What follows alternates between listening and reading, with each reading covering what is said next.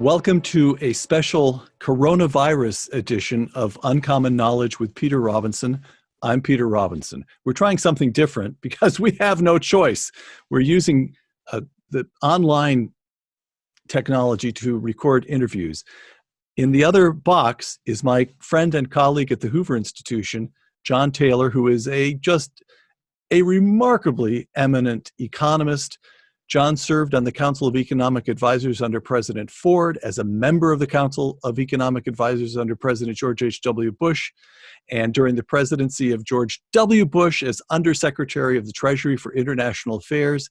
He has published academic papers that are endless and is the author of what is known as the Taylor Rule, which is a sophisticated and elegant but pretty accessible rule for when the Federal Reserve ought to expand the money supply and when it ought not to do so. But John is also, despite that tremendous eminence and the long list of credentials, here at Stanford, he may be best known and certainly best loved for teaching an introductory freshman course in economics called Economics 101. And my notion here, my request to John, was if he could simply take me as a layman, as a particularly slow student, through Coronavirus Economics 101. John, thanks for taking the time to join us. You're so kind, Peter. It's great to be with you, as always. I should note that we only live 0.2 of a mile apart, but we're here in Northern California. We're in one of the 6 counties that's pretty seriously locked down. That's true. And so we're both doing this from our home. We're more than 6 feet apart. Yes, we are. Exactly. Don't sneeze into the microphone, whatever you do. All right. So President Trump announces on March 15th, there are all kinds of questions about what he is legally entitled to do, what local officials can do, but he recommends, and where it's appropriate for him as president to do so, he institutes effectively a lockdown, shutting down large parts of the economy. This is almost 2 weeks ago. What happens to the economy when people in non-essential businesses are told to stay home? Well, it has an immediate impact because people are not going to restaurants, people are not getting on planes as much as they used to, people are not getting together as much as they used to. So it has an immediate impact, and it already is beginning to have an impact in the month of March. Really, economic activity is declining. It's quite understandable, right? If you're not able to buy things at stores, you're not going to record that in your GDP. So that's the impact. It's actually because of the coronavirus, of course, that the action is being taken. But in many respects, the damage is from the action itself. I see. So how bad, again, I'm just asking layman questions here. I saw, I have a couple of things. So one bank is estimating a 20% hit to GDP, that the economy will contract 20% in 1 month, and that in April, when the unemployment numbers come out in April, we may see the biggest jump in unemployment in American history. Does that sound right to you? Well, it's very hard to estimate. It's conceivable the numbers will be that large, right? Remember, the first quarter is just finishing. It looks like it'll be somewhat negative because of the month of March, the last month of that quarter. And then we go into the second quarter. So people are talking about these big numbers, kind of annual rates. And if the virus continues, it could be that way. I think that's why it's so important to try to find other ways to deal with the virus that don't actually end up closing markets. And there's a lot of emphasis on closing markets and not enough emphasis on opening markets. And I think that emphasis could be put forward a little more clearly, and the rationale is still there. You still stay within 6 feet or outside of 6 feet range. Right. You just find other ways to do the transactions that are more opening. All right. Now, so this brings us to what the government ought to do. The federal government, we'll start with the federal government at least. 2008, the Bush administration. Now, you were there, or at least you were still advising the administration, the George W. Bush administration. Correct me if I have these figures wrong. Sure. But in 2008, there's a $152 billion stimulus by George W. Bush in the form of tax rebates. People get money back. $152 billion just gets sent out to Americans. Did that help? Well, as people look at it after the fact, it didn't help really. People took that money and they saved it. It might have helped them individually, but it didn't stimulate the economy. The word stimulus was used, it's still being used. So that didn't work. And you can see lots of evidence for that. I did research on it myself. And so we're in the possibility of that happening again is very much there. So I think it's important. It looks like that's what they're going to be doing, paying a certain amount of money to individuals, medium income, lower income. I think it's important to do some extra things so that it just doesn't get stashed away. There's some emphasis on spending the money. And I think there isn't much emphasis on that now, but as soon as the bill is passed, look like maybe later today or tomorrow, some discussion of, hey, this is an important opportunity for you to take advantage of the extra money you're getting and spend it. All right. Which of course brings us to the Fed. In the 2008 crisis, help me, again, you're on the Fed, you are one of the nation's leading experts. So I'm sure I'll get this wrong. And if I'm asking the wrong question, just slap me around and correct the question before you answer it. But I want to distinguish very carefully between what the Fed did during the 2008 crisis and then these various rounds of quantitative easing that have taken place since the crisis. Correct. In the crisis itself, my impression is that there was a huge effort to flood the system with liquidity because the immediate concern was to keep the media of exchange open, keep markets functioning. Is that correct? Yeah, they did that with these special facilities, commercial paper funding facility, et cetera. And that really kept the markets going. It meant that people could sell their securities that otherwise wouldn't be stopped. So that was an important market opening measure. Not everything was done perfectly, but that was what that was at the time. And there's similar activities that are going on now. They've got 6 or 7 different facilities, which all have the purpose of trying to make the markets open function better. All right. And I'm trying to remember back to my Milton Friedman and MV equals PQ, but we're not worried, at least in the short term, about inflation as a result of this huge gusher of liquidity into the system. Well, I think it's we are. Peter, you're right. It's important not to forget that because those are the basics of economics. And you always have to worry about what's next. That's why I think there needs to be a strategy. Yes, it's important to keep the markets open, keep them running, and the Fed has a role there, sometimes called lender of last resort.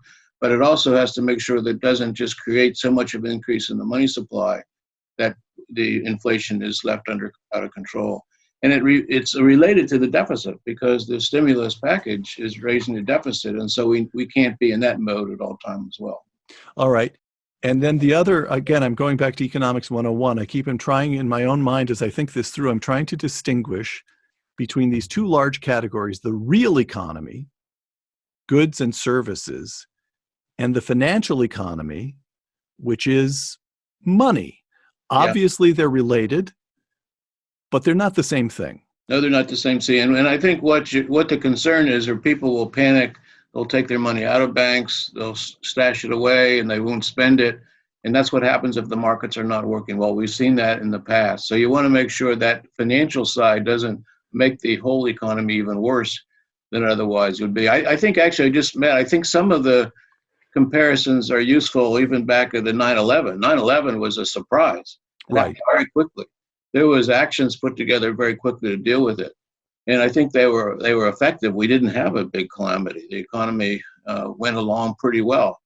And one thing at that time was always an emphasis on keeping markets open. We were trying to freeze the assets of Al-Qaeda and the people that did the damage, but at the same time, this is an open market, open economy. So that those went together. And I think that kind of thing was helpful then, and it could be helpful now as well.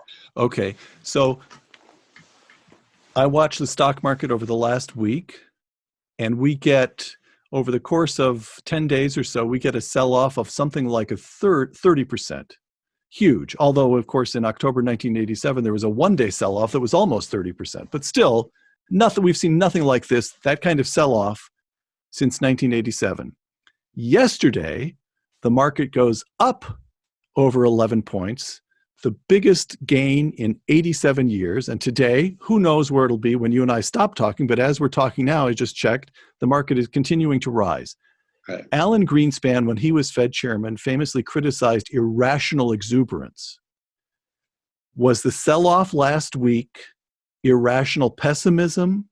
No, to what extent is the market saying, we can see the economic light at the end of the tunnel? And to what extent is the market just saying, whoopee, the Fed is going to give us money, this huge gusher of fiscal activities, this huge bill is going to come through. It has nothing to do with the real economy. Those guys in New York just see a gusher of cash headed their way.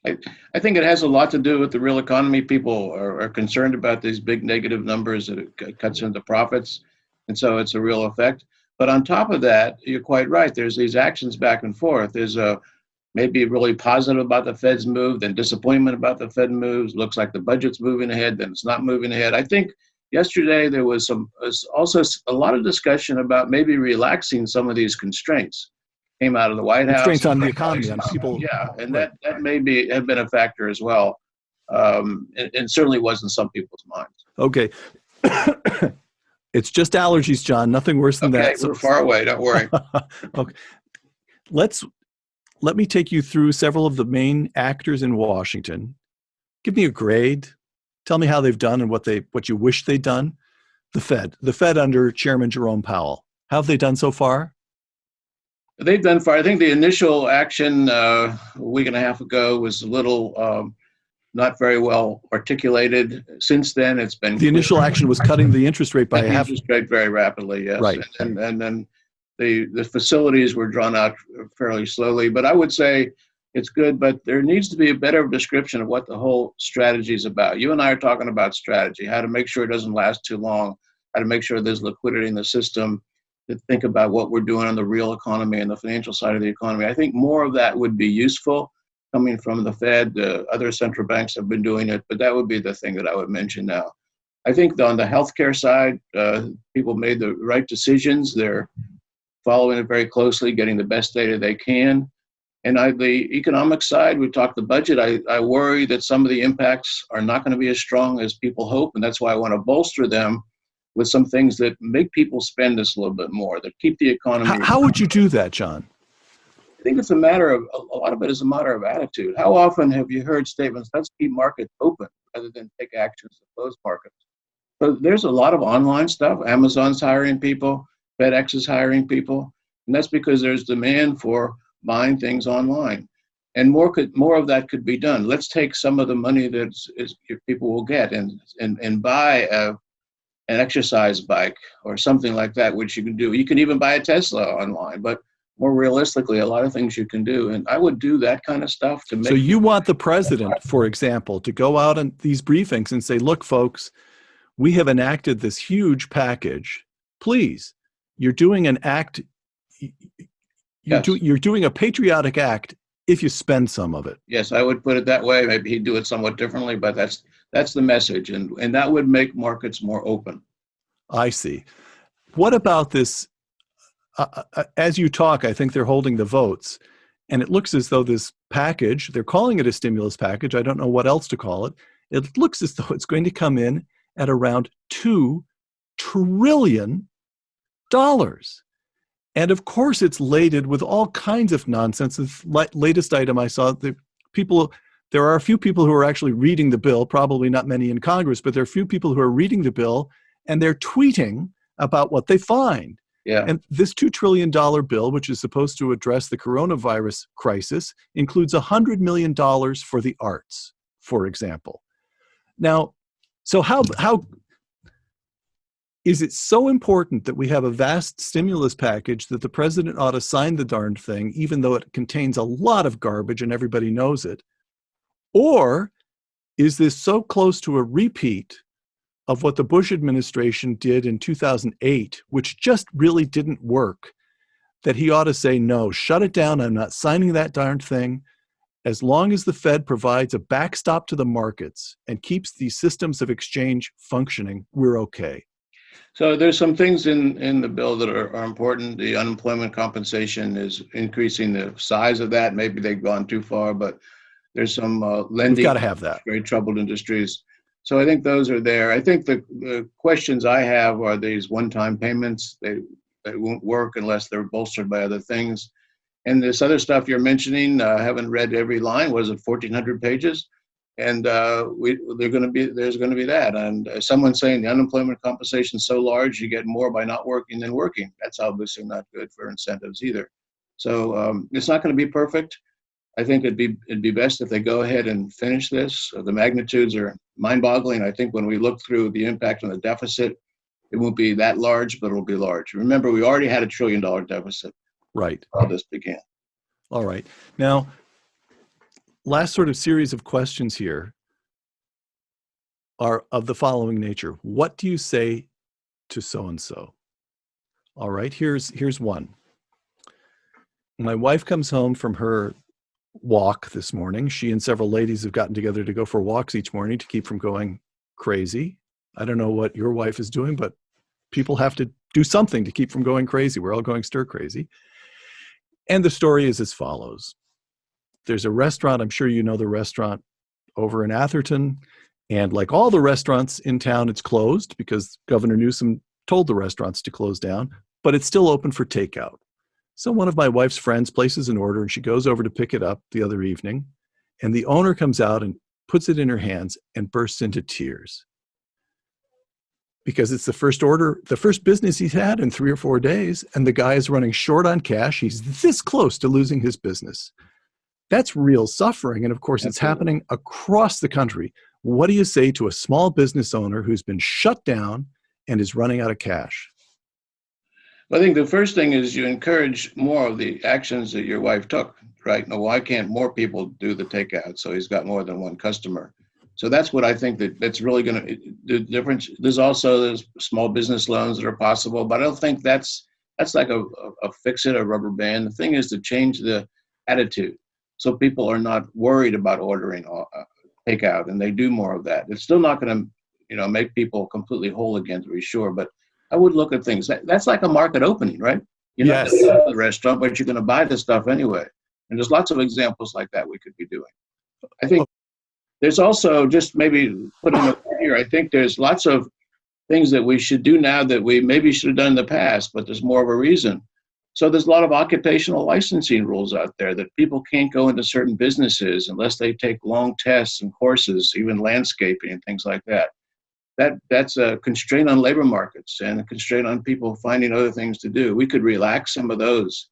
It's not a partisan issue. The Obama administration wanted to take away some of those restrictions, and it's good economics. So I think we should be looking for those kinds of things too. It is a stimulus. It's not the usual kind of spending money, but it could make a real difference.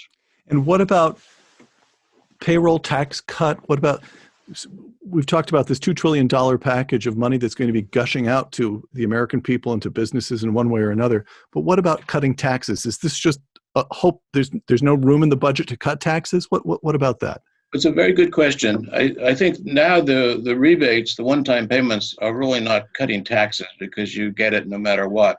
If there were a way to reduce the marginal tax, or at least not increase it. So here's an idea. Couldn't there be an agreement, no tax increases for the next 2 years, 3 years or something? Bipartisan? One side wouldn't have trouble with that, but the other, and that would be a stimulus. That would be a great thing. You suddenly, hey, this talk about raising taxes, that's off the table, at least for a while.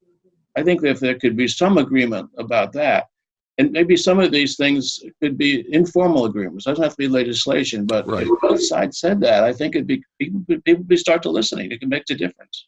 Right. And what do you think about the public health officials? I'll show my own thinking on this one. Good. All I'm doing is sitting at home trying to think this through. This is not expert opinion. I could very, very well be wrong. But I think back to the early reports about President Trump before the virus hit in full, and the press was mocking him and deriding him because he wasn't taking it seriously enough.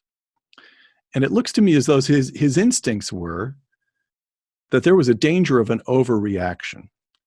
And now we see him today. He gave an interview to Fox News, I think it was yesterday, saying he would love to get the country back to work by Easter, which is April 12th. He is chafing under these strictures that the public health officials are placing on him. And so I am just thinking to myself, if you're a public health expert and you've spent your entire life devoted your entire life to saving people's lives, there's no real reason you should be expected to know much about the way the economy works. The incentives for you in terms of your own self-esteem and your reputation within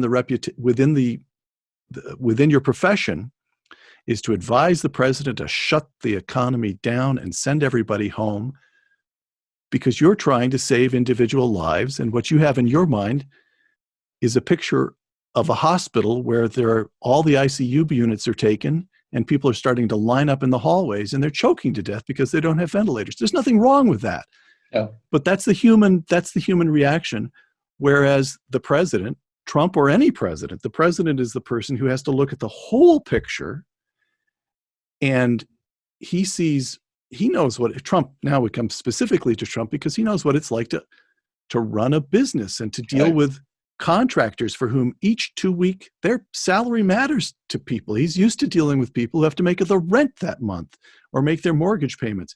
My own feeling is I'm kind of would like to see the president push back a little bit maybe against they just face different incentives. The health officials aren't bad people, but they face different incentives. It can't be the case that if we shut down the economy for another 2 months, we'll actually be doing, it could be the case, but it doesn't look to me, it looks to me as though we're running the risk of doing more harm than good.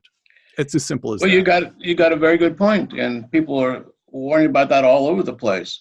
I think the healthcare officials, let's sympathize. They're in a tough situation. Medical healthcare workers, it's very difficult, very risky.